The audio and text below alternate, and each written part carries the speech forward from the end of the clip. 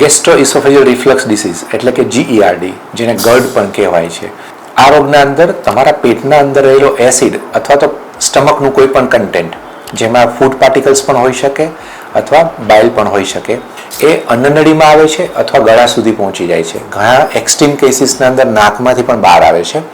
આ રોગને ગેસ્ટ્રોઇસોફેજિયલ reflux disease કહેવામાં આવે છે. આ રોગના અંદર તમને ખાધા પછી ઘણીવાર એવું લાગશે કે ઓડકારના સાથે ખોરાકના કણ પણ ગળામાં આવી જાય છે અથવા છાતીમાં બળતરા થાય છે.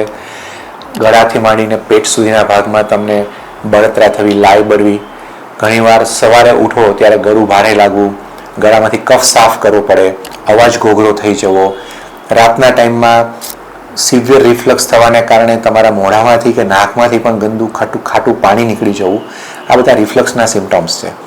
ઘણા લોકોને એક્સ્ટ્રીમ કેસીસની અંદર વારંવાર ગળામાં ઇન્ફેક્શન થવું, ગળામાં બળતરા થવી, ટોન્સિલનું ઇન્ફેક્શન થવું, કાનમાં ઇન્ફેક્શન થવું, ઇવન દાંતના અંદર પણ દાંતના ઇનિમલ પણ ઘસાઈ જાય છે. આવા લોકોને સેન્સિટિવિટી વધી જાય છે.